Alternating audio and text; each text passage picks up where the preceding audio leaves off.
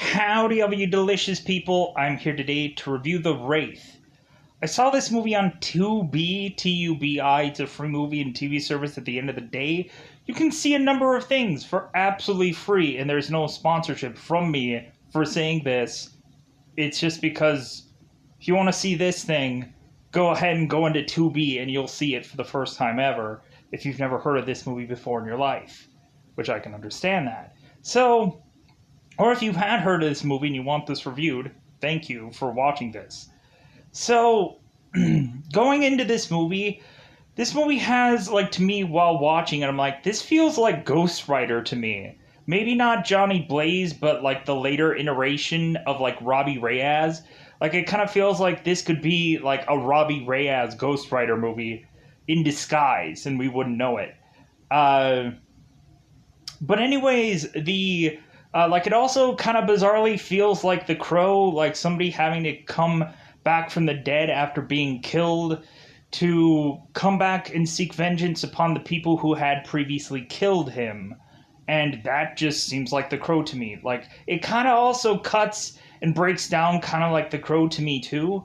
But it's just the fact that most of the deaths happen upon a street and or race-like scenario.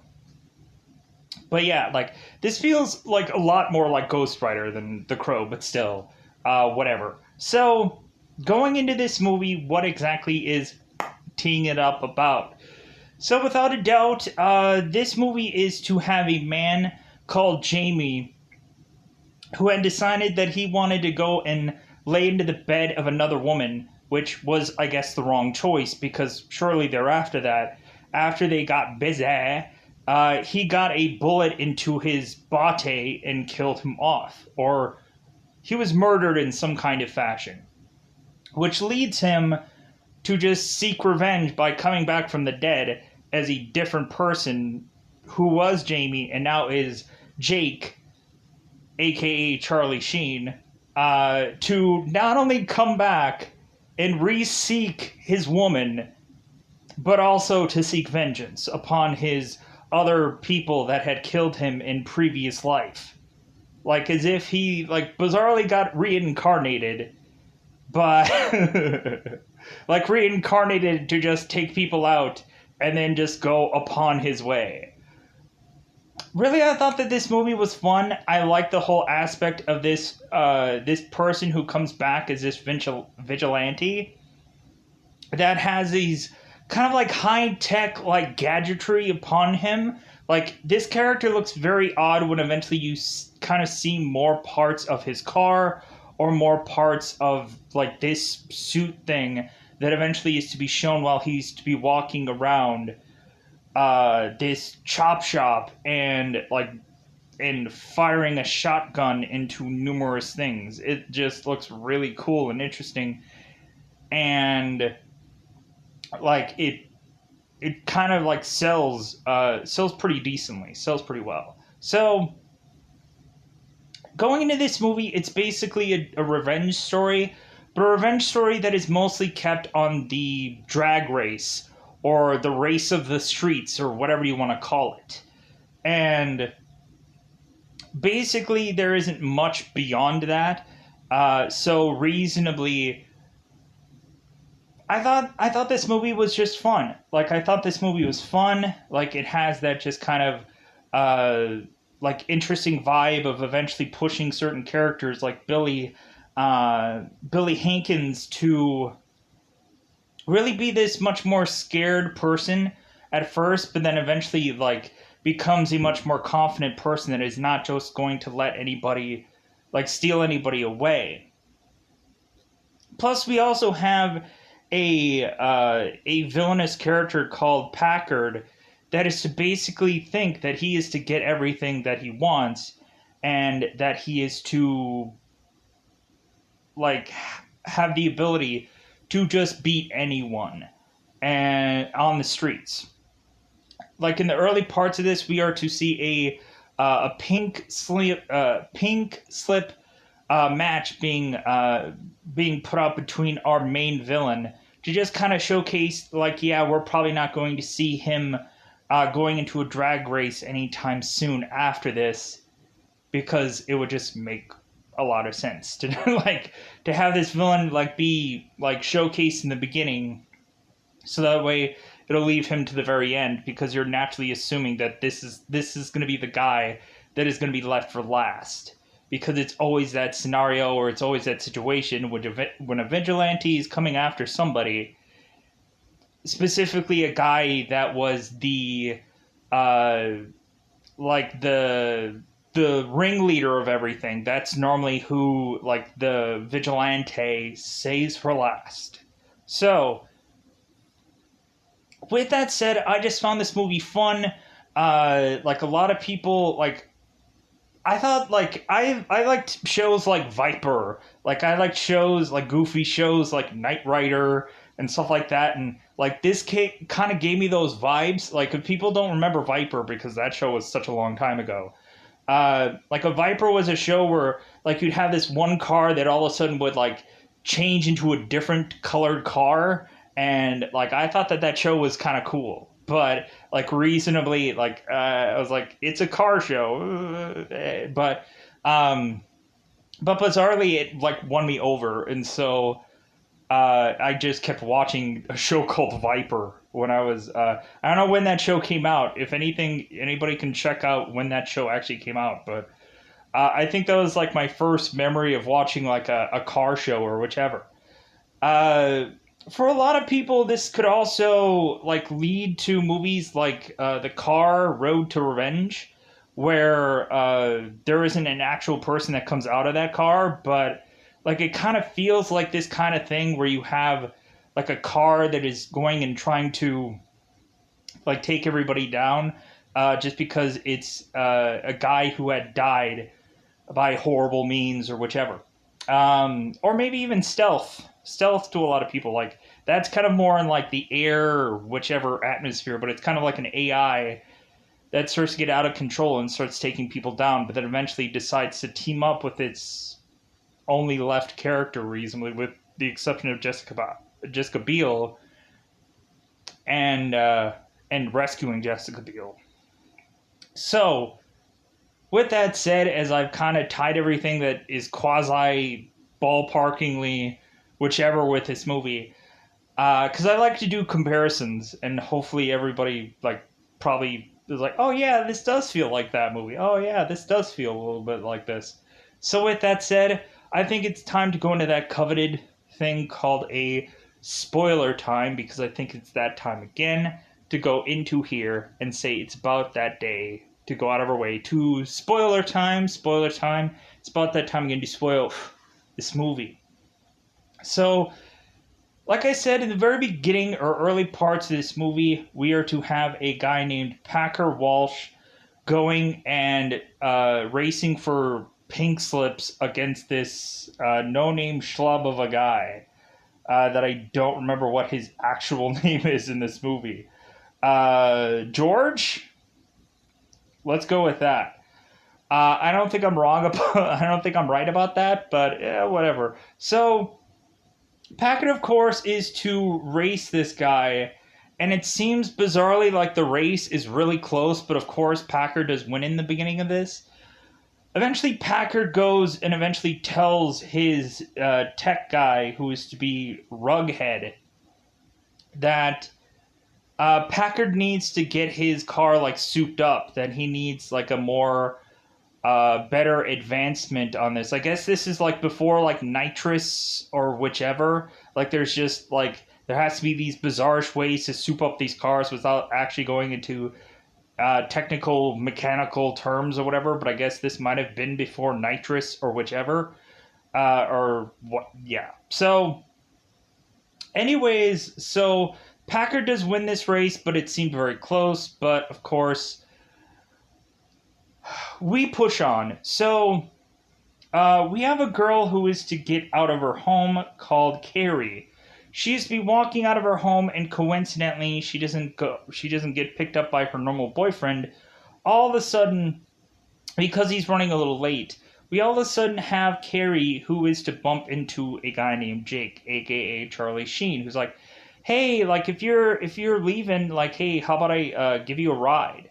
Like, I'm not quite sure if this person was going to school or something like that, because it seems like these people never spend a minute in school. So I'm not quite sure exactly how old these characters are, because like I can't tell exactly like what age. Like, if they were to tell me like they're in high school, I would probably laugh, but because it doesn't, they don't feel like high school like age. They feel much older than that. But anyways, so Jake is going to give Carrie a ride, and justifiably, Packard comes in and swings by and is like, "Hey, hey, Carrie, like I'm here to pick you up." And then so Carrie then transitions from Jake's motorcycle to then Packard's car, and so every single time throughout this movie, when it seems like Kate and Carrie are like trading glances, Packer's like, that son of a. Like, who is this new guy in town and why isn't he dead? Like, I hate this guy. Like, there's this consistent time where it's either they're trying to chase after the new guy with the cool car, or they're chasing after Jake, and they, I don't think, know that these two things are one and the same. Like, I think they're just like, hey, this guy's after Carrie, and oh, coincidentally, like, there's two new things in town, but they're not connecting it. It's like Clark Kent and Superman, where it's like you would think that they would, oh, like, hey, Superman is back in town, and bizarrely, also, so is Clark Kent. But no one would put the pieces together. It is what it is, I guess. So pushing on. So, Carrie is to work at this diner, that is to have rollerblading, where, like, it's kind of like that old-fashioned restaurant where, like, a lot of rollerbladers, if that's not a word to pluralize something. A bunch of people on rollerblades would come to a person's car and deliver their food. Uh, we have a guy named Billy Hankins who is to be the chef of this restaurant. It seems like he's the only chef at this restaurant. It seems like he's working there like all the time. And so eventually it gets where we have uh, where Packer is to eventually just establish to everyone that Carrie is his girl and no one else is going to touch this girl. And so we have Packard, who is basically telling Carrie, it's like, hey, like, you and me tonight, we're going out. And Carrie's like, yeah, no, I'm just not feeling it. And Packard is like, well, like, we're gonna go, like, tonight. Because Packer just wants to establish dominance, like that he's going to have this girl come with him no matter what. So, because he like, Packard basically feels like he owns people, and like, or he owns everyone in this town, and that's not the truth. So, because what ends up happening is that, like, kind of Packard is basically wanting to grab Carrie in one part of this movie and haul her out of this restaurant. And that's when Billy comes into the fray and starts defending and trying to protect Carrie, and no one else gives a rip. And so Billy goes out of his way to try to defend, like, Carrie against Packard, and Billy ends up getting beaten up for his trouble, but that happens somewhere down the road here. So let's a little bit. So eventually, we have Jake, who is to be at this same part of some lake, part of water. Let's just say I'm not quite sure. Beach. Let's go with beach. It might look like a beach to somebody. So everyone is coincidentally at this beach. Even Jake, who is getting some sun. We eventually have Jake, who's to show a large amount of scars. That is to lead us to a flashback to showcase that Jamie was sleeping with Carrie, getting busy, getting all oobity oobity, all up in it. What was that? What was I even going with her? I don't even know.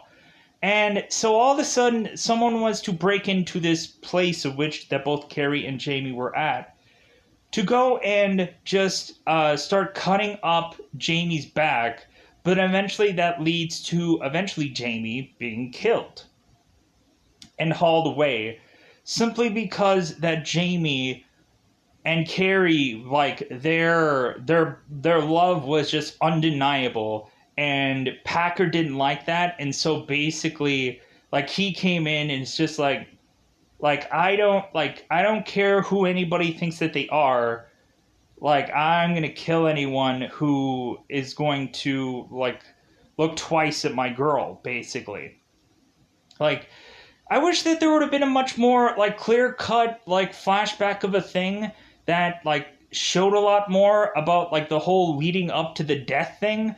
But like this is classic like The Crow where we like don't really get to know much leading up to that point. It's just like here's the scene and figure it out later. Like put the pieces together, and that's what I was like thinking in my mind, that Packard wanted this girl and Jamie had her, and like it was only to lead to Jamie's death, so that way Packard could get him some of that. So that little flashback to showcase us like where these scars came from. That I guess the only thing that left a mark upon switching from Jamie to Jake was just those 4 back scars, which were odd, but it is what it is. So Jake is to go and just lay at this beach, and so comes on into seeing Jake there, and Billy's just like, "Hey man, like, could I sit with you? Because really, like, I can't sit over there. They hate me, and like, could I like be able to sit here?" And like Billy also mentions like some other thing of whatever, what have you, and so Jake is just like, I don't mind, and Billy's like, I don't mind about what, and Jake is like, whatever, like just sit down. So Billy just goes and has lays by the side of Jake, and like it seems like they're instantly become best friends, because it like I think Billy and also Carrie like start to see something in this person immediately that just kind of reminds them of something. And coincidentally, Billy had a brother who is now dead, who was Jamie, and coincidentally reincarnated Jake is Jamie. So like Billy is talking to his brother and he doesn't even know it. So Billy and Jake are talking, and like Billy is to mention like, "Hey man, like it seems like you're staring at that Carrie girl pretty pretty often.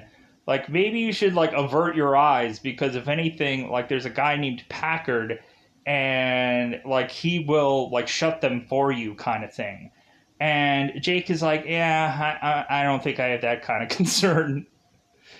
Billy, you don't know my Ghost Rider powers. And plus, also, Jake is eventually going to talk with Carrie. So Jake is to eventually go and get this little floaty, little float thing, and like start to swim in the beach or lake or whatever the heck this is, body of water. I can't tell exactly what it is. I'm not a water atmospheric expert of sorts. So Jake is going in the water, Carrie is going in the water with the same kind of floaty devices, as if they like, hey, hey Carrie, I bought 2. You want one? Yeah, sure, okay. So both of them are using these same devices to just like float into the water, and so Jake is talking to Carrie and mentioning that that Carrie needs to like, she needs to put her foot down and say no to Packard, that eventually,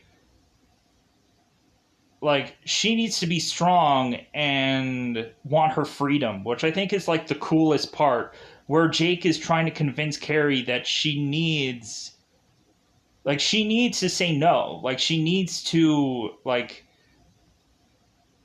even though it's easy to just continue to fall back in with Packard, that, like, it's just doing her, like, no good. That eventually it's just going to lead to Carrie, like, eventually getting, like, to a place where Packard is just, like, gonna control her way too much, where she can't go out anywhere or go into any place or do anything, which is basically what, like, Carrie can't go anywhere without Packard noticing, or Packard, could you imagine if they had cell phones during this time, where Packard would be texting her like crazy and, like, calling her like crazy on a cell phone, just like, hey, where are you? Like, I want to know now, like, that kind of thing. So, like, Jake is telling Carrie that she needs to let Packard go. She needs to move on with her life and be with someone else that's going to, like, not only treat her better, but, like, is going to, make her feel good. Like, I'm hugely paraphrasing here. That's what's going to happen when you watch a movie, and, like, all that matters is, like, the bullet points of it all. But, like, I'm getting the gist of the story is, I guess, how we can go about this. So Packard is calling, Packard is waving Carrie back into the water because she's spending a little bit too much time with Jake, but eventually Carrie will spend a lot more time with Jake as this movie is to go on. So, even to the point of them, like, having, like, another, like, swimming moment where it seems that Carrie is going to start to reveal herself in all her glory to Jake and just start taking off her bathing suit. And, like, her and Jake are going to have some love-making session, let's just say, later in this movie. So Packard is just like, God, who is this guy? Who is this Jake guy? Like, why is he, like, approaching on my woman? And why does it feel like he, like, is invincible? Because he actually is. So, but eventually what ends up leading to Packard going and eventually seeing this Turbo Interceptor. That's what this bizarrish Wraith car is to be called. A Turbo Interceptor. And, like, I know there's probably a much longer name than that, but that's the only name that I want to, like, talk about is the Turbo Interceptor. So, the very first guy who is to get a crack at this is to be a man named Augie.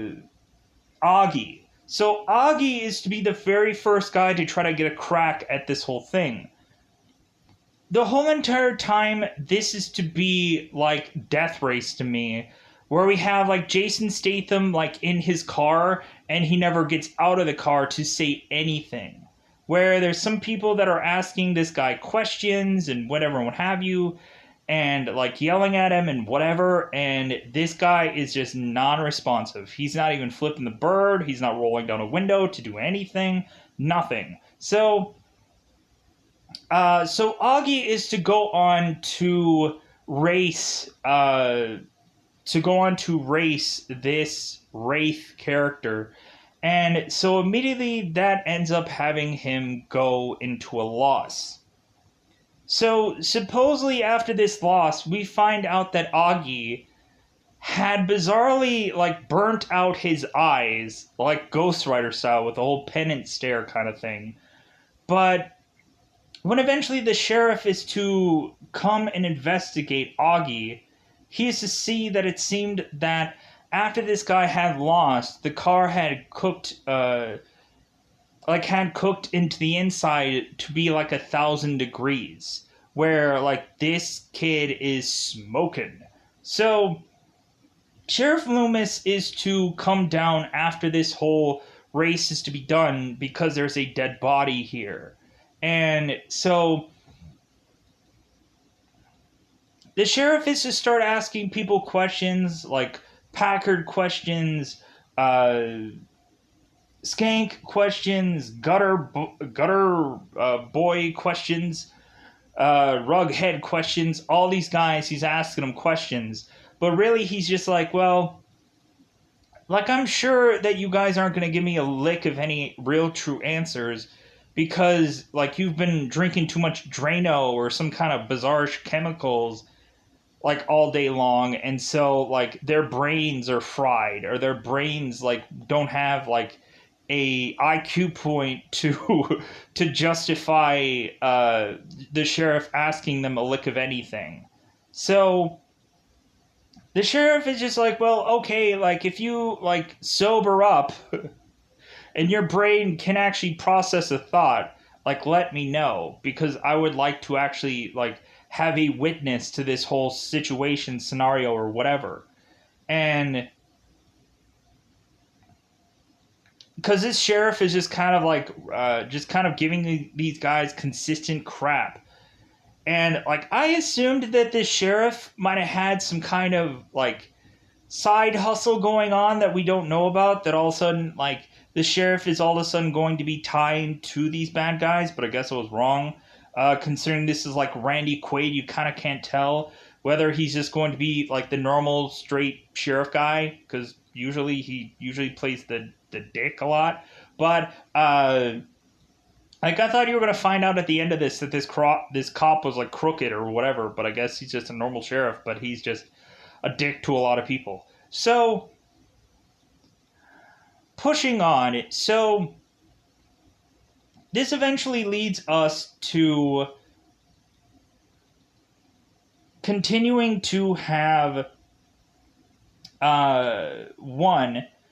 Jake spending more time with Carrie, which leads to them eventually like there's something about it where like Carrie is just connected to Jake, and eventually they get connected into a beach slash body of water somewhere. Whatever, it's goofy. Anyways, I'm goofed a little bit here. So, but eventually this continues to lead us to having Jake as the Wraith going in and like coming after these guys. So the Wraith is to come into Packard's chop shop, and so Packard is talking to Rughead about that like that advancement, that like, hey man, when am I gonna get that like when am I gonna get that soup up thing like being done to my car? And Rughead is like, it'll happen, believe me, it'll happen. So the Wraith all of a sudden comes in and is to like show his face and then don't show his face. But this guy comes in here with this like space age like shotgun as well as this space age like getup. And so we have these guys who are like, who the heck is this guy? Like, he has a weird looking car. He has like, this looks so weird. And so that leads us to have all of a sudden the Wraith coming in with this space age shotgun blowing up the place. And there's nothing that any of these guys can do about it just because like he has a gun and they don't. So the Wraith just starts firing into like engines, cars, anything, you name it, he blows it up.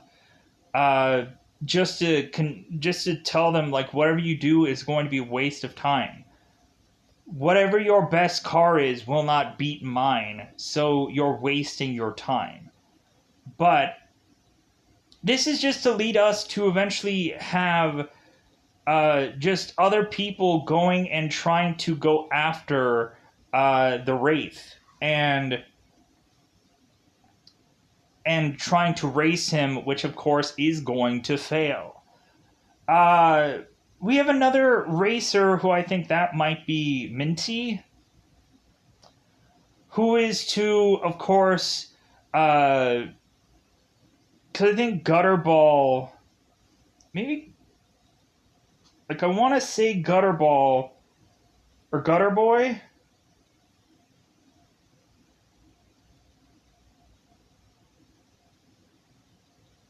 I want to say Gutter Boy. I think he doesn't get killed off right away.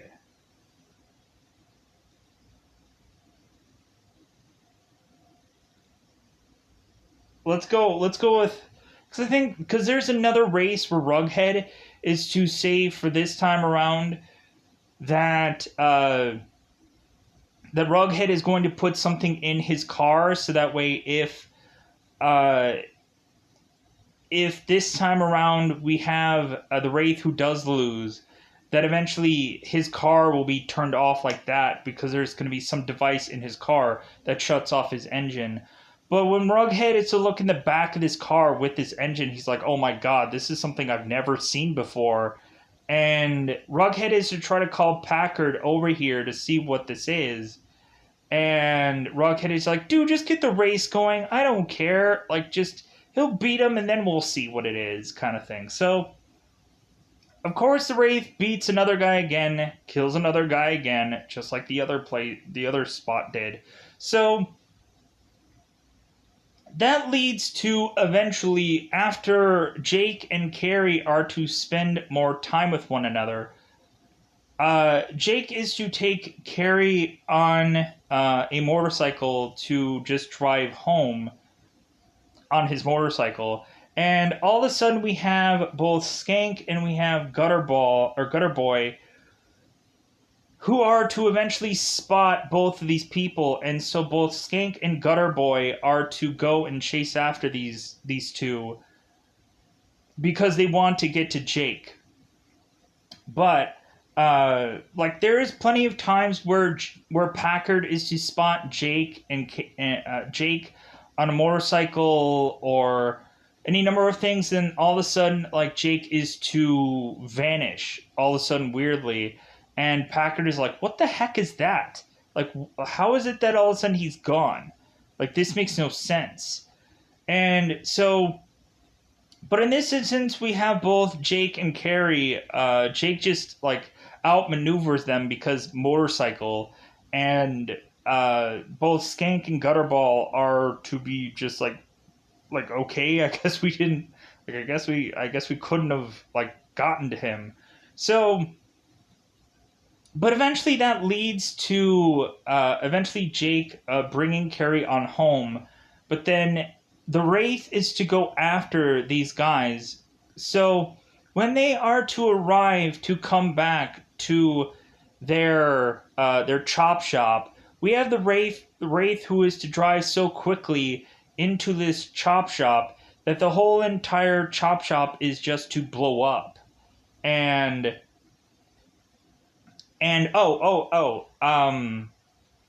for the second race, the way of which that this race is to end is that the Wraith is to park in the middle of the road and the other car is to smash into it. And the second race, all the Wraith does is just, like, Carrie styles, and it has, like, one piece left on the road, and then all of a sudden it just, like, reconnects back together into the perfect Wraith car, and then just drives off. So, like, this car is indestructible, and, like, that's the whole plan of this, is just that this car, like, there's no beating this car. Plus, there's also just no, like, you can't destroy this car either. And so, but if I had to, like, remember all the bizarre scenarios that go with these characters. So, Skank and Gutter Boy are dead because, like, their chop shop exploded. And so now that it's to leave very few people left, like, eventually, like, towards the tail end of this movie, we eventually have Rughead, who is to realize that the guy with, like, the weird goofy hair that's, like, the tech guy, he is to eventually noticed that Jake, or this Wraith guy, was to be Jamie, the guy that they killed. And then eventually, towards the very tail end of this, Rughead is to eventually confess to the sheriff because he is so spooked that eventually he could probably die, uh, or he might be next. That eventually, Rughead eventually confesses to the sheriff that they had killed Jamie, and that I guess any of these people who had died had probably just deserved it anyways. So,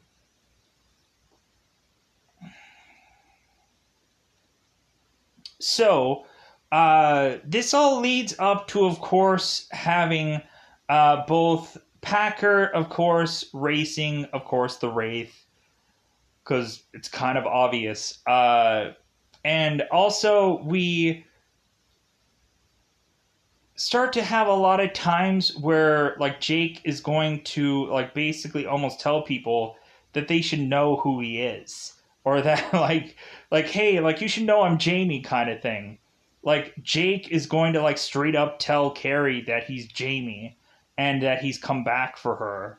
And eventually towards the tail end of this movie, Jake is going to tell Billy that he's like he's his brother. Because at some point, Billy calls him bro, and Jake is like, yeah, you're right about that, because I am your brother. And, but that's like when, like, Jake is to, like, drive off, and Billy's like, wait a minute, like, Jamie? Like, there isn't, like, a real legitimate answer, but, like, anyway, so, but Packard is to eventually like take Carrie from this restaurant and like basically threaten her to basically say if he can't have her then no one else will, and like he cuts his own hand to like prove that like how crazy and insane he is. And he bizarrely mentions how they're like blood lovers and like this weird bizarrish like, yeah, we're blood lovers. Like I thought he said blood brothers at first. I'm like, what? But he said we're like blood lovers. I'm like, what does that even mean? Like I don't even think Carrie feels that way about you. I think you're a loon, Packard. Like I think you're a loon. You're a loon, son. You're a loon. But it's just a showcase that Packard it has really just lost his mind about this whole thing, and that but it's also to showcase to Carrie that Carrie is never going to ever feel free if Packard is still alive. Even when Carrie is trying to just push away from Packard, just like, no, like I'm with someone else now. Like I'm no.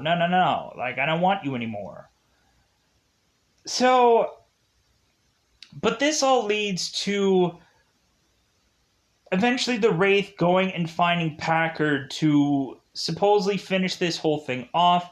So what ends up happening is that Carrie is to get out of the car and to, I guess, like have these guys eventually go at it with this car, with these cars, of course. So I don't think anything really hugely unique goes like throughout this last race between both Packard and like I don't think there's any like goofy things that go on with this, but it just leads to eventually, of course, the Wraith collecting another soul, so to speak.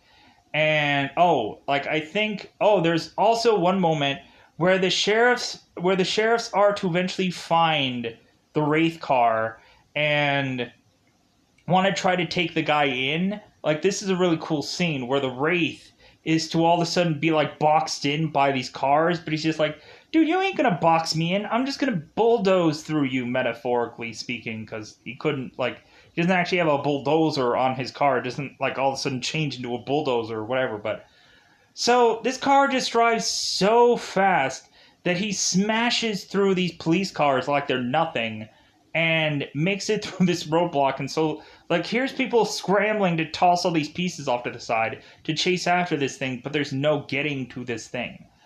We have the sheriff who's all like confident of just basically saying like, yeah, this turbo car, like like, if anything, like, we know that he's caught, but we need to give him a minute to figure this out. That he's, like, there's no way out for him. But, the Wraith makes a hole anyways and just bashes through this spot. And then, like, the police are just like, God, this guy's unstoppable. Like, good God, how are we going to catch something that there's no way to catch this thing? And so, like, I thought it would have been cool if all of a sudden the car would have just vanished. Like, what the fuck? Like, this is a ghost car kind of deal. Anyways, but... So, yeah, what happens at the very end of this is when it's both the... when it's both the Packer and Wraith race. I think towards the tail end of this movie, we just have it to where the Packer car ends up just exploding for one reason or another. And then we just have Rughead, who is to confess that that what had happened, that they killed Jamie. And so what ends up happening after this, like, I think I kind of covered, I hope I covered, like, in a roundabout, I reviewed this in a very roundabout way, so if it doesn't feel, like, heavily detailed, as if, like, I'm, like, going through certain just scenes of the movie, but not, like, covering it all in general, like, hey, man, like, I have, like, 3 to 4 other movies that I'm also reviewing today, so, like, it's just, like, this one is just another one of those where I'm just, like, I don't know how popular this is, more than likely people might like this movie, I enjoyed it. Like, I really did. I thought that this movie was fun. Like, fun. Like, I liked the whole sci-fi element of it. I think the very first time I saw this movie, I'm like, what is this film? And then I went back and saw it, like the whole full movie, recently, like, yesterday. And then I'm like, oh, yeah, like, this movie is way cooler than I, like, thought it was to be. Like, I was a lot more impressed with the film after finally seeing the whole thing. So, after Jake is to have beaten Packard, Jake mentions that supposedly he is going to only be here for a very limited time. That's what he tells to Carrie. That he's only going to be here for a very limited time, and that he was only sent back, I think, to be able to take down and have revenge on these people, and then eventually he is to probably fade away, or maybe not to be able to live and just have a second chance of all this.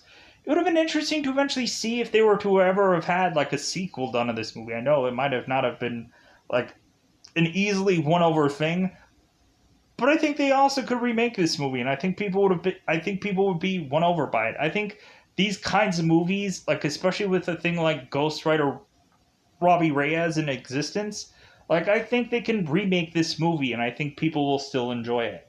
So, after Jake is to beat Packard, Jake is to do a number of things. So, Jake and Carrie are going to go off to just, like, see where the drive takes them. Like, drive into the endless beyond.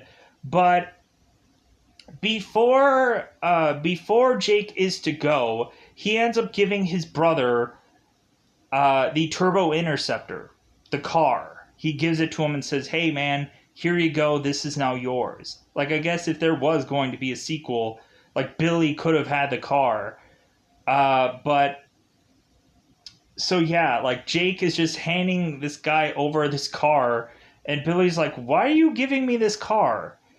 And, like, because this guy has been, like, the good guy of this movie. This guy has been the only, like, pure of heart or good guy out of everyone in this town. So, like, that's the reason why he gets the car at the end of this. And so Billy asks Jake, like, who are you? Who are you, bro? And Jake is like, yeah, you're right. Like, you're right about that. Like, and so Jake is to take his motorcycle and drive off, and Billy's like, well, thanks, bro, Jamie. Like, he's just like, is that you? Like, because it's like, it's not like the same guy, so he's just naturally assessing that it could just be Jamie. But so Jake is to take Carrie and then ride off into the sunset, basically. And so that's just how this movie is to end. I enjoy it, but like I took a very long time and a very roundabout way to get this review done. But anyways, I'm going to get out here. I like this movie. It's fun. It's a fun film. It's like a summer film, but I think I'm like, yeah, this summer, like summer where I'm at. Maybe to other people around the country, it's not summer to them. But this is kind of like a fun summer movie, and yeah, a decent Charlie Sheen film. Because I think a lot of ones after that became like parody films or just like goofy films that he ended up doing. Like Ferris Bueller, like he was barely in. But in the end, like I think, and plus also he did a lot of those like bizarrish sci-fi movies that honestly went nowhere. But eventually, some people probably knew about them and whatever. But anyways, I'm going to get the heck out of here. Oh, also like Men at Work. Like people probably will remember like Men at Work. Like I reviewed the movie Hot Shots, which was kind of like a parody of Top Gun. But yeah, so with that said, anything else? Like, there's probably a really interesting part that I'm probably forgetting about this movie. Like, there's this one part where the sheriff is to bring all the like the Packard's men in and like basically ask them questions again, and he still isn't getting answers from any of them. I think this is after the second guy is to die. And so the sheriff is to go and like just cut up this one thing in front of them while he's asking them questions. And eventually he's to mention and showcase that eventually when he like pulls this thing like apart, that eventually it's going to be a bunch of people without their heads, that eventually all these guys are going to die. So it's like, hey, maybe you should go and give me some answers before you all end up dead, which eventually ends up happening anyways. So it's like, hey man, like protect yourselves or you're gonna die. But these guys are just like, hey man, like nobody's gonna get to me. Like, are they? Are they? So, but with that said, yeah, in a roundabout way, I reviewed this film, but I'm gonna get the heck out of here. Bye everybody. Bye everybody.